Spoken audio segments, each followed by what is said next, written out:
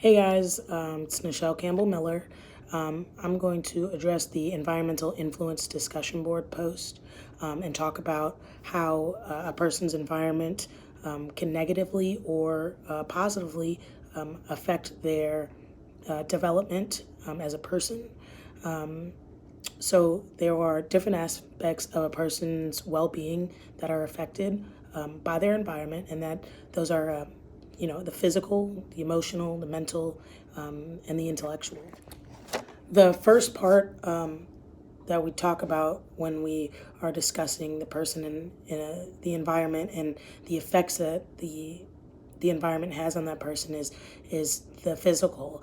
And when we think of physical, we think about attachment, and how when you have an infant who is crying, how do we respond to them, and how our response will affect them moving forward. If you have a child or an infant who's crying, and you immediately pick them up and you rock them and you attempt to soothe them, that child's experience is different from someone who was left in the crib crying and was not shown attention. And so growing up, the effects of that are RAD, reactive attachment disorder. That would be more of the negative effects. Students who or kids who are not able to form relationships or build relationships effectively with other individuals. And then, the positive, the child who is able to get that love and that nurture from a parent. You see that in studies, you see that they thrive more often than not. So when we talk about what the effects are mentally of a person in their environment, it immediately draws me to the person's ability or inability to cope with certain situations. I use my school as an example often because things happen here every day, and the first thing that comes to my mind is, being in that constant state of fight or flight. And when a person has experienced trauma, it alters the brain and it alters your DNA. And so when a kid doesn't know what's coming next, and they have to guess on whether or not something good or something bad is going to happen to them, it puts them in that constant state of panic. And mentally, it's trying and taxing for them to be able to move forward and grow when they are so fearful of what's going to happen. When we talk about the emotional aspect and the emotions of a person and environment, it's very important to, identify that when a child is loved and feels cared for and has an opportunity to express themselves in a healthy way, they have a higher and more likely opportunity to thrive and be successful when it comes to utilizing those relationships and being able to effectively communicate how they feel when it comes to the relationships that they are experiencing throughout their each developmental stage.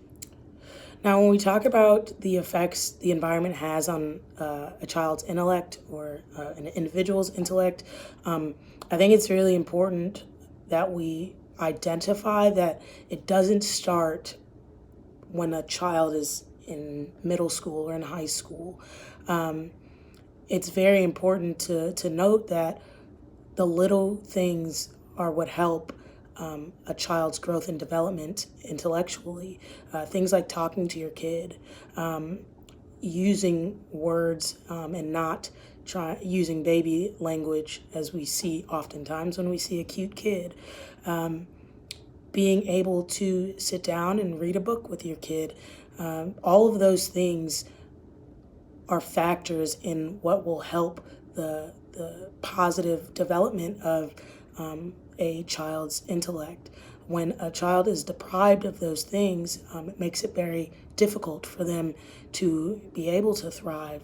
Again, and we talk about trauma and how, those things, when traumatic events happen, it does change the way that your brain works, and those can lead to long-lasting effects intellectually. So a little bit about myself and my story. I was born to two immigrant parents. My parents are from Jamaica. My mom's from Kingston, dad's from Spanish Town. And they came over here when they were very young. And my mom actually, they had me when she was 16. And so my mom walked across the stage in high school with me on her hip. When we talk about those different elements that affect a person in their environment, and we talk about, parents talking to their kids, I feel like that affected me growing up. Like I said, I grew up in a Jamaican household, and so when my parents or my grandmother and my mom talked to me, it was in their native language, and so that's all I grew up hearing and learning. And so school was a struggle for me. In Jamaica, they speak what's called patois, and it's broken English, so it's not exactly what we use here in the United States. And so reading was a challenge for me and still is to this day. And school was very hard for me. It didn't really start to click until I was probably like a sophomore in high school. But all through elementary and middle school, I struggled taking tests. I struggled to read, and I would attribute that to not having that base that other people or other kids may have had growing up, just talking with their parent or guardians. Growing up, I was pretty angry, especially in middle school, when I hit about puberty. My dad wasn't around, and so I feel I used that to fuel me to be successful. And my mom told me something when I was young. She said, hey, it was his loss and he missed out. And so I really used that and watched my mom break her back to provide for my family. And that really shaped the way that I view work and the way that I carry myself day to day, because I watched my mom and my grandmother come to this country and really make a difference for themselves and our family. And so I used that as a kid to make sure that I made it. And so far I'm doing okay, and I'm doing what my mom intended for me to do. So I do think that, like I said, those factors that played into my life early on as a kid, I think those were extremely important into who I am today, because again, using those motivations, I use those things that happened when I was a kid to motivate me to be successful and to make an impact and make a difference in the students that I work with today. So thank you guys for watching. See you later.